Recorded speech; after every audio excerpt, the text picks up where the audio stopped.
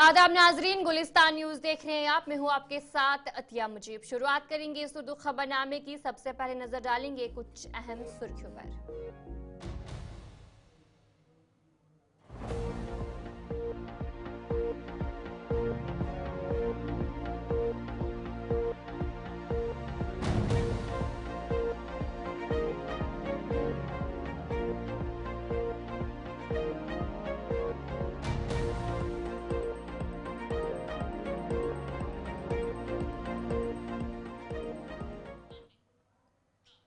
तो चलिए थी कुछ अहम सुर्खियां। आप दीगर खबरों की तरफ भी रुख करेंगे। शुरुआत करेंगे बड़ी खबर के साथ, जहां पर वजीर आला उमर अब्दुल्ला ने असेंबली में एक बड़ा बयान जो है वो दिया है। आर्जी मुलाजमीन के लिए कमेटी तश्कील देने का ऐलान उमर अब्दुल्ला की तरफ से किया गया है। चीफ सेक्रेटरी अतल दिलू की सदारत में जो एक कमेटी है उसे तश्कील दिया जाएगा। कमेटी को 6 माह के अंदर रिपोर्ट पेश करने की हिदायत दी गई है।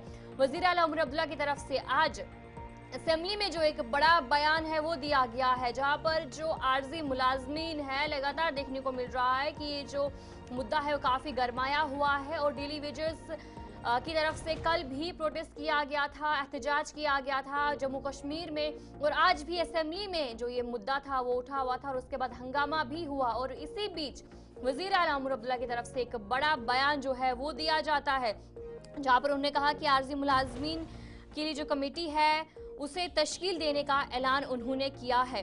कमेटी को 6 माह के अंदर रिपोर्ट पेश करने की हिदायत दी गई है। अगले बजट में आर्जी मुलाजमीन के मसाइल को हल किया जाएगा, उमर अब्दुल्ला की तरफ से जो है वो कहा गया।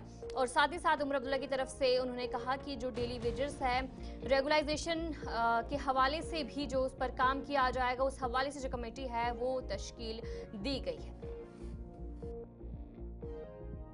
हम जानते हैं ना हमने लोगों से क्या क्या वादे किए हैं, और मैं फिर इस बात को इस हाउस में दोहराता हूं ना, हम वादा बंद हैं। हम अपने वादे जो हैं लोगों के साथ किए हुए वो पूरा कर लेंगे। लेकिन हमने ये कभी नहीं कहा कि पहले बजट में सारा कुछ होगा, कि हम बस एक ही तकरीर में आके सारे मसले जो हैं हल करेंगे या सारे अपने वादे जो हैं पूरे करेंगे। हमने ये कहा कि हम शुरुआत करके एक बुनियाद डालेंगे, एक वो मजबूत बुनियाद जिस पे हम एक इदारा, एक ढांचा जो है कायम कर सकें। यही इस बजट का मकसद था।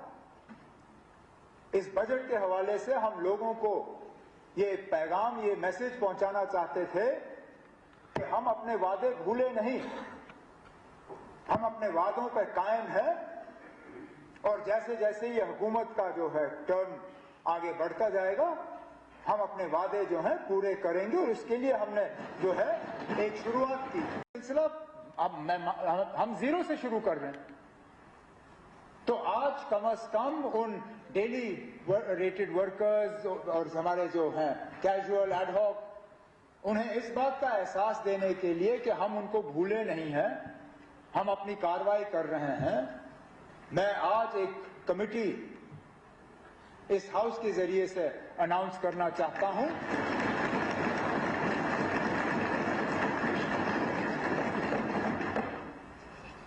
मैं इस बजट तकरीर के बाद उस पर बाज़ाब्ता ऑर्डर करके चीफ सेक्रेटरी साहब के जिम्मे रख के इस कमेटी में chief secretary, additional chief secretary in the chief minister's office, planning secretary, GAD secretary, law secretary, क्योंकि इसमें लॉ का भी एक बहुत बड़ा रोल बनता है सुप्रीम कोर्ट के जजमेंट के बाद, उन्हें 6 महीने का वक्त देके उनसे कहा जाएगा कि 6 महीने के अंदर अंदर बाज़ाब्ता एक फ्रेमवर्क तैयार करें।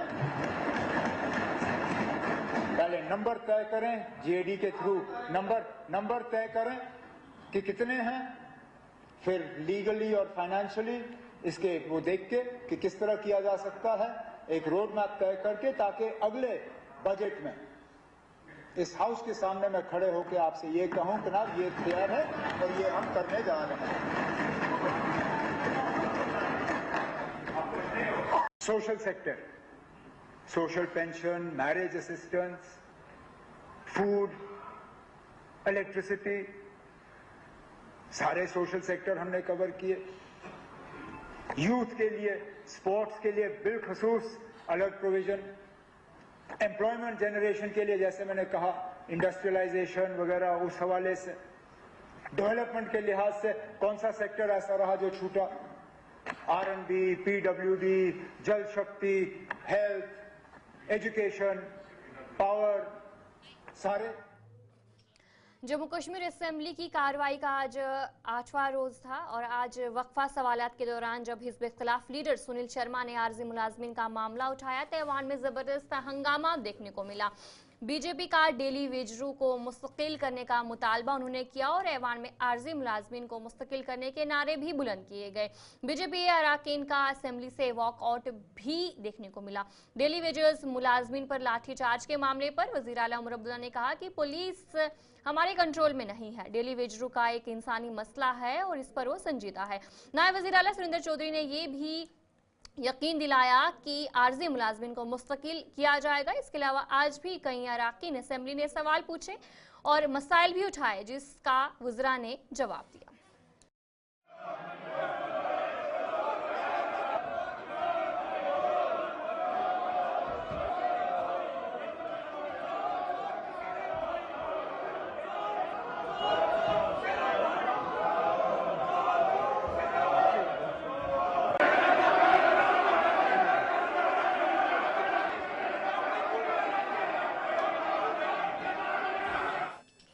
एमएलए ईदगाह मुबारक गुल ने कहा कि जब बीजेपी की हुकूमत थी तो उन्होंने डेली वेजर्स के लिए कुछ नहीं किया और अब बगैर किसी वजह के शोर मचा रहे हैं ताकि डेली वेजर्स को खुश किया जाए। नेशनल कॉन्फ्रेंस के विधायक मुबारक गुल इस समय हमारे साथ मौजूद हैं। सर, डेली वेजर का मुद्दा उठा, एक तरफ भारतीय जनता पार्टी, दूसरी तरफ नेशनल कॉन्फ्रेंस ने सवाल उठाए कि जब सत्ता में थी भारतीय जनता पार्टी तब क्यों नहीं डेली वेजर्स को पक्का किया गया, लेकिन भारतीय जनता पार्टी के द्वारा ये कहा गया कि अब सरकार नेशनल कॉन्फ्रेंस है तो क्यों नहीं पक्का कर रही है और भारतीय जनता पार्टी ने वॉकआउट भी किया। इन तमाम चीजों ये जब यहाँ तक इस आज का ताल्लुक है, हमने इनको बोला कि 10 साल की हुकूमत थी, 10 साल में ये कुछ करते, इनके पास पावर था, पावर सेंटर का भी इनका सपोर्ट था, जहाँ भी इनका पावर था, क्यों नहीं किया? अगर इनको करना चाहे था उस पीरियड में कर लेते, लेकिन नहीं किया। अब ये सिर्फ इनको खुश करने के लिए डेली वेजरों को ये बात उठा रहे हैं। जब इनका टाइम था तब कुछ नहीं किया। अब यह है कि हमने ये कहा, इलेक्शन मैनिफेस्टो में हमने प्रॉमिस किया है, हम इनको फेज मैनर में डेली वेजरों का जो मामला है सॉर्ट आउट करेंगे।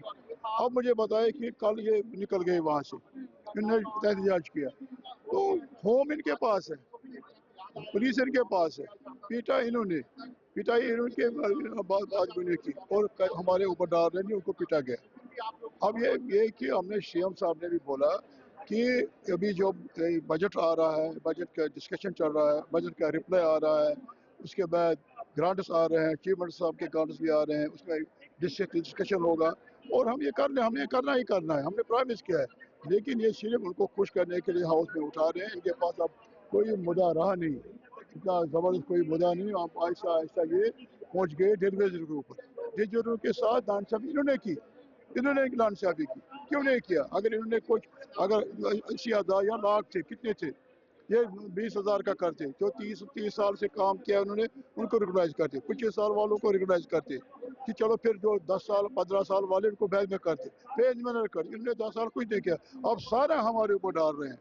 ये सारा पॉलिटिकल मामला है और इनको बहलाने की बात है। हमने हाउस में उठाया, शोर उठाया, इसीलिए हमने कहा चोर मचाए शोर, इसीलिए हमने कहा अब इनको करना था, इन्होंने क्या नहीं, हमारे ऊपर डाल रहे हैं। डिप्टी सीएम ने भी ये कहा कि नेशनल कॉन्फ्रेंस ही डेली वेजर को पक्का करेगी, लेकिन कब करेगी, कब वो समय आएगा? नहीं करे, अभी हम कम टाइम हुआ, 6 महीने के बाद ही होता है किसी पॉलिटिकल गवर्नमेंट को जवाब देकर होना है। लेकिन हमने ये रखा है एजेंडे में, ये हम कर लेंगे, बातचीत करने के लिए जो हमारे जो डेलीवेजर दोस्त भाई हैं, मैं इनसे यही इल्तिमास करूँगा, आपका काम होगा, आपने हमने वादा जो किया है वो वादा हम पूरा करें। भारतीय जनता पार्टी के एमएलए विक्रम रंधावा ने नेशनल कॉन्फ्रेंस की हुकूमत पर शदीद तनकीद की। उनका कहना था कि नेशनल कॉन्फ्रेंस की हुकूमत जम्मू कश्मीर में बीजेपी के मुकाबले में ज्यादा अरसे तक रही है, मगर इस दौरान उन्होंने कोई नुमाया काम नहीं किया है। विक्रम रंधावा ने इल्जाम लगाया कि नेशनल कॉन्फ्रेंस की हुकूमत की नीयत में सच्चाई नहीं है और उनके वादे सिर्फ झूठे साबित हो रहे हैं। इस समय हमारे साथ मौजूद है। सर, आपने जो है वो असेंबली में डेली वेजर को लेकर मुद्दा उठाया, किस तरीके से देखते हैं? एक तरफ नेशनल कॉन्फ्रेंस ने कहा कि चोर जो है वो शोर कर रहा है, आपके द्वारा भी स्लोगन लगाएगी कि इन्हें पक्का कीजिए, लेकिन सवाल उनके द्वारा उठाया गया है कि जब तक बीजेपी सरकार थी सत्ता में तब डेली वेजर को पक्का नहीं किया गया, और अब सवाल पे सवाल उठाने ऐसा नहीं है, ये इनकी नीयत और नीति में खोट है, टोटली खोट है। हम सरकार में रहे 3.5 साल, ये सत्ता में है 25 से 30 सालों में, 96 के बाद की बात कर रहा हूँ, उसके पीछे का तो इतिहास ही छोड़ दो। National conference time and again हुकूमत में रही है, अपने बलबूते पे भी रही, कांग्रेस और पीडीपी भी की रही, कांग्रेस और एनसी की भी रही, अभी ये फिर मिली जुली सरकार आई है। अरे भैया, आप अपनी नीयत स्पष्ट करो ना, अपनी नीति स्पष्ट करो।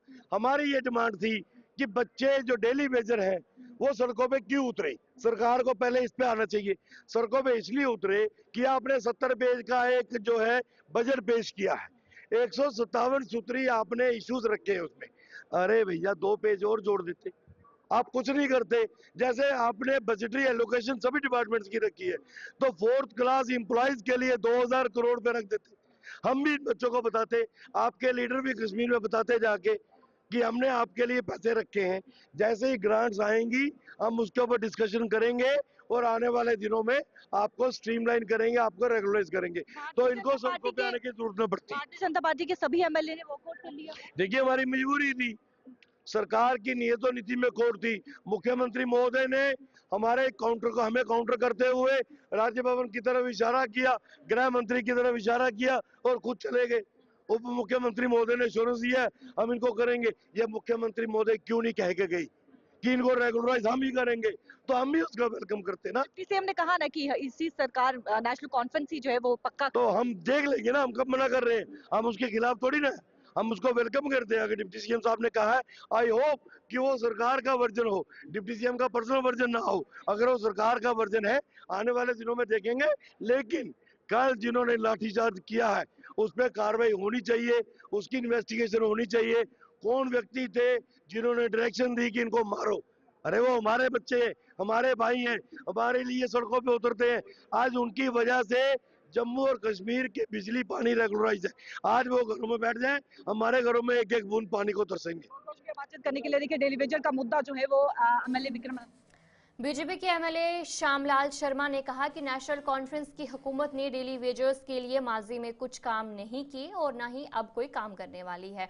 उन्होंने कहा कि डेली वेजर्स की हालत बेहतर बनाने के लिए कोई मंसूबाबंदी नहीं की गई है। डेटा ऑलरेडी है और नेशनल कॉन्फ्रेंस और कांग्रेस की सरकार जब थी और उसका मैं भी मंत्री हूं, डेटा आज भी पड़ा हुआ है इनके पास। They are just passing the box. इनकी कथनी और करनी में फर्क है। उस समय भी इन लोगों ने ही रेगुलाइज नहीं किया था और उस समय फाइनेंस मिनिस्टर भी जो थे वो उस कमेटी के चेयरमैन थे, जो कैबिनेट सब कमेटी बनी थी जिसमें 61,000 लोग जो थे वो 47 डिपार्टमेंट के 47 डिपार्टमेंट के जो थे वो आइडेंटिफाई हुए थे। तो वो इन्होंने ही नहीं किए। मैं भी उस कमेटी का मेंबर था और मैंने उस समय उस इश्यू को टूथ एंड नेल परस्यू किया था।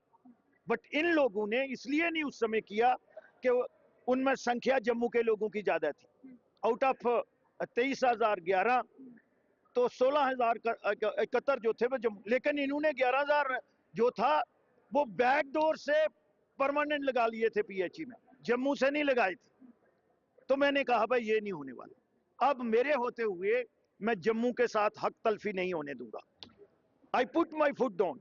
लेकिन इन्होंने फिर वो टर्न डाउन कर दिया, 58 वालों को 60 कर दिया, उनकी उम्र बढ़ा दी और बाद में उनमें से 3-4 ब्यूरोक्रेट और टेक्नोक्रेट और ट्रेड यूनियन लीडर जो थे उन्होंने नेशनल कॉन्फ्रेंस से इलेक्शन लड़ी। ये इनका हैंड एंड ग्लो होता है। तो उन लोगों के जो जायज मसले हैं, मुझे लगता है उनके साथ नेशनल कॉन्फ्रेंस हो या पीडीपी हो, इन्होंने खिलवाड़ किया है। कब करेंगे, कब करेंगे? आधे से ज्यादा तब वो चले गए घर, ऐसे कुछ मर गए। कब करना है? यहाँ तो उन्होंने जो डॉक्यूमेंट लाया है, जो रोड मैप है सरकार का काम करने का, उसमें कहीं मेंशन है? वही तो बात हम कर रहे थे। 4 बजट और भी कौन से बजट? मेन बजट जो है टोटल एलोकेशन, इन लोगों को रेगुलाइज करने के लिए 100 करोड़ रुपया चाहिए। उस समय मैंने जो वर्कआउट किया था 122 करोड़ रुपया चाहिए था। तो उसका प्रोविजन जो है वो मेन बजट में होना चाहिए था। जो फाइनेंस मिनिस्टर ने जो है जिसका आज जवाब देना है। एक वर्ड भी नहीं है इनके पास, ना इंक रही ना पेपर रहा। तो वो तो कल प्रोटेस्ट कर रहे थे और उन पे लाठियां भांजी गई। हम तो वही कंसर्न उनका जो है वो on the floor of the house और गवर्नमेंट को उसका ध्यान दिलवाना चाहते थे। वो कहीं ना कहीं चोर मचाए शोर किसको कह रहे हैं? चोर मचाए शोर किसने कह रहे हैं? सबसे ज्यादा जहां पे हुकूमत किसने की है? बीजेपी ने तो 3-3.5 साल ही की है, वो भी पीडीपी के साथ। बाकी किसने की है? इन्हीं लोगों ने। और ये तो कश्मीर को ही देखते रहे। आज भी अगर आप वो रेशो देखोगे, एम्प्लॉयमेंट रेशो, उसमें देखना जम्मू का कितना हिस्सा है। मेरी लड़ाई इन लोगों के साथ कांग्रेस में भी यही रही है कि अब जम्मू। एमएलए जरीबल तनवीर सादिक ने कहा कि 2019 के बाद बिना सोचे समझे ही पॉलिसियां तरतीब दी गई, जिसकी वजह से बेरोजगारी में लगातार इजाफा होता रहा है। उन्होंने कहा कि पॉलिसी फ्रेम करने के लिए मुंतखब हुकूमत का होना जरूरी है। मुझे लगता है बहुत सारी मिस हैंडलिंग हुई है 2019 के बाद। बिना सोचे समझे, बिना कुछ दिमाग लगाए हुए प्लान्स बनाए हैं। इसीलिए डेमोक्रेसी बहुत इम्पोर्टेंट होती है, क्योंकि जो इलेक्टेड लोग होते हैं उनको पता होता है उनका एरिया कैसे डेवलप होगा और कैसे एक इलेक्टेड गवर्नमेंट जॉब जनरेट कर सकती है। आप फॉर एग्जांपल आप देखिए, बजट में 450 करोड़ का एग्रीकल्चर है, जिसमें कोई 3 लाख के करीब नौकरियां बनेगी। तो एक जामिया प्रोग्राम है, उसी तरीके से ये गवर्नमेंट करती है। बट अनफॉर्चुनेटली जो इससे पहले हुआ बहुत गलत हुआ, बट उसको सुधार रहे हैं आस्ते आस्ते। जावेद इकबाल चौधरी ने ये सवाल उठाए हैं, क्या लगता है कि इस पर जो है वो? देखिए, उठाया सवाल और सवाल का जवाब आया कि 2019 के बाद आज तक जितने भी स्कीम्स है उसमें से कोई जॉब जनरेट नहीं हुई। सो दैट मीन्स कहीं ना तो कहीं कुछ प्रॉब्लम है, कहीं ना तो कहीं कुछ धांधलियां हुई है। अभी बीजेपी वाले भी जल शक्ति स्कैम के बारे में बात कर रहे हैं, बीजेपी वाले भी बाकी स्कैम्स के बारे। दैट मीन्स कहीं बहुत ज्यादा मिसहैंडलिंग और मिसयूज हुआ है फंड्स का। अब उसको आस्ते आस्ते असेंबली। पीडीपी के सीनियर लीडर और एमएलए कुपवाड़ा फयाज अहमद मीर ने कहा कि 2024 में पीडीपी सरकार में महबूबा मुफ्ती ने सीडीएम फंड को 3 करोड़ तक बढ़ा दिया था। अब 10 साल गुजर चुके हैं और इसे मजीद बढ़ाना चाहिए ताकि असेंबली हलकों में तामीर और तरक्की मुमकिन हो सके। देखिए, जहाँ तक सीडीएफ का सवाल है, ये जो है 2014 में मुझे याद है कि 15 में उस वक्त 1.60 सीआर था। उसके बाद में महबूबा जी ने ये 3 करोड़ डबल किया था। अगर आप देखेंगे 10 साल के बाद ये 3 करोड़ ही है, ये मुझे लगता है कि बहुत कम है। इसको बढ़ाना चाहिए, पहले तो ये है। तो हम वो कोशिश भी करेंगे इसमें कि इसको बढ़ाना चाहिए जिस तरह बाकी स्टेटों में है। बाकी जो आपने कहा कि उसके लिए बहुत सारी स्कीम्स है, ये सही है कि उस पर हम बात करेंगे। जहाँ जहाँ हमें लगेगा कि नहीं बड़े प्रोजेक्ट उठाने हैं, उसके लिए अभी हाउस चल रहा है, इसमें उस पर बात करेंगे। अगर एक बहुत बड़ा प्रोजेक्ट आता है जिसमें बहुत बड़ी अमाउंट की डिमांड की जाती है, बहुत बड़ा अमाउंट चाहिए होता है, तो उसके लिए यूटी ग्रांट, बाकी स्टेट सेक्टर, बाकी चीजें होती हैं, तो हम उसमें भी उठाते हैं। तो एनुअली जो 3 करोड़ की यहाँ पर न्यू गाइडलाइंस दी गई है, तो वो क्या इनफ है? देखिए, गाइडलाइंस तो अभी तक तो कल ही हमने भी देखा, उसको चेंज भी किया जा सकता है। अगर कहीं पे हमें लगेगा कि नहीं यहाँ पे आवाम को इससे फायदा पहुंचेगा तो वो कर सकते हैं, तो गवर्नमेंट कर। एमएलए बांडीपुरा निजामुद्दीन भट्ट ने कहा कि बेरोजगारी एक बहुत बड़ा चैलेंज है, इसके लिए हल तलाश करने की जरूरत है। और मजीद क्या कुछ कहा गया उनकी तरफ से, आपको सुनाएंगे। देखिए, ये एक गंभीर मसला है, एक समस्या है। ये यहाँ रोजगार के मसले को लेकर जब मुल्क आज़ाद हुआ था तो यही 2-3 चीज़ें थी कि रहने को मकान मिले, खाने को रोटी मिले और काम करने के लिए काम मिले, रोजगार मिले, सम्मान मिले, इज्जत मिले। आज जब हम देख रहे हैं बड़ी तादाद है, पूरे मुल्क में है अनएम्प्लॉयमेंट, और आज चूंकि हमको एक यूटी में तब्दील किया गया है तो दायित्व है, जिम्मेदारी है सबसे ज़्यादा यूनियन गवर्नमेंट की कि वो इस हमारी एम्प्लॉयमेंट को किस नज़र से देखते हैं, क्योंकि रिसोर्सेज हमारे जो उन रिसोर्सेज पे उन्हीं का कब्जा है। जो रेवेन्यू हमारा है वही डिटरमिन करते हैं। जो टैक्स रिजीम है सेंटर की है, यहाँ लोकल टैक्सेस में कुछ नहीं होता। नेशनल कॉन्फ्रेंस ने ये क्लेम किया है कि इस समय जम्मू कश्मीर में अनएम्प्लॉयमेंट। देखिए, मैं वही कहने जा रहा हूँ, नेशनल कॉन्फ्रेंस ने, हमने, सबों ने ये कहा है कि अनएम्प्लॉयमेंट को एड्रेस किया जाएगा, लेकिन मदद कौन करेगा? हम एक मुल्क का हिस्सा है, हम अलग है, नेशनल कॉन्फ्रेंस अलग है या कांग्रेस अलग है? यहाँ कोई जमात जो आसमान से लाए रिसोर्स और ये मुल्क की एक मुश्तरका। रियासी जिला में आज सुबह एक अलनाक सड़क हादसा पेश आया जब एक गाड़ी सड़क से फिसलकर गहरी खाई में जा गिरी, जिसके नतीजे में कम से कम 4 अफराद जान बहक और 8 दीगर जख्मी हुए। पुलिस के मुताबिक उन्होंने कहा कि गाड़ी जम्मू से बगनकोट जा रही थी जब ड्राइवर के काबू से ये गाड़ी बाहर हुई और जिसके बाद से गहरी खाई में जाकर घिरी और हादसे का शिकार हुई। इस हवाले से तहकीकात भी की जा रही है।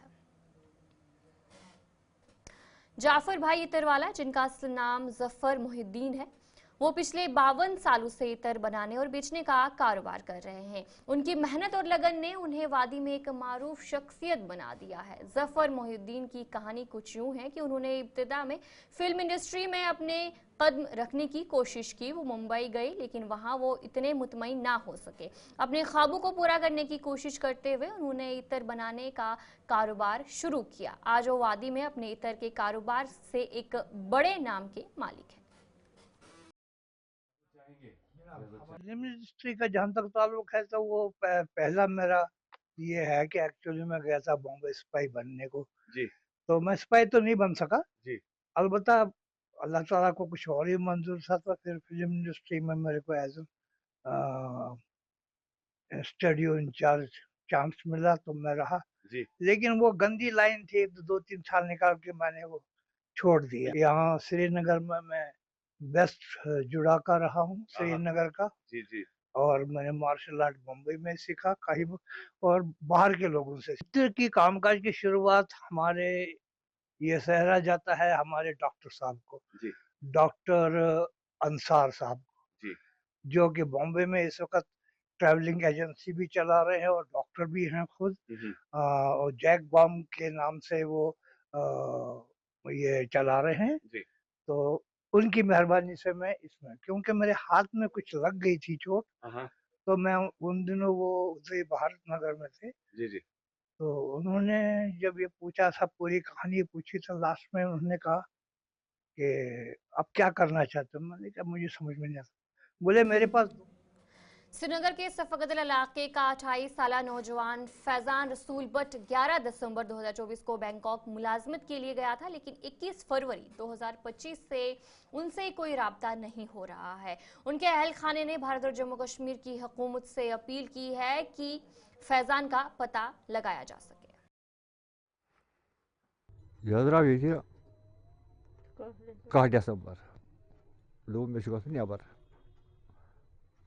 द्राव वोत ही दिल्ली ये पे जनेब 9 बजे शाम जहाज वोत ही दिल्ली पे गो द्राव जनेब ये सुबह 10 बजे बे पे बैंकॉक अम्स फैजान बच वन तो यह द्राव वोत जनाब बैंकॉक तोर वोतमुत तो यह पे जनाब तत कथा गाड़ी मज बरमत तो निमो जनाब कथा इलाकस मज म्यांमार किन क्या वनान तथ पे जनाब कर्मस पे 15 घंटे लगे जनाब तोतान पे तत पे रात थोत बे होटल पे सुबह पे तुरमत तत आमुत बे नफसई तो निमो पे बेस जाए तथ लगे 5 घंटे तोतान पे गई रिवर क्रॉस कर बोटस मज पे वत कंपनी मज पे फोन वोन करान असल पे बस ठीक बस ठीक पे तो बम रिजन कहें यूत काल यी बनान अमिस ब्या लड़क नरवर फैजान तो ब्या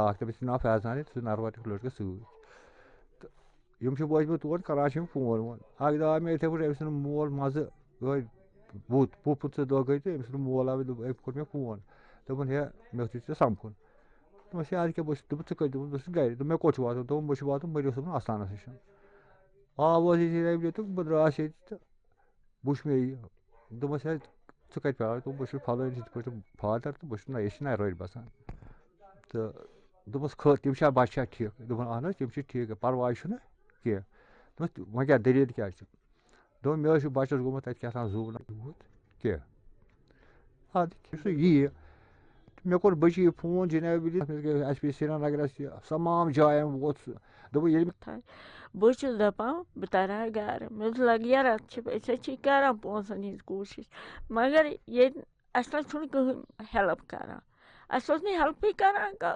मंगान सो दिवान असो नहीं हेल्प कर असित क्या तो सारी गई मगर को नहीं हेल्प कर ऐसे।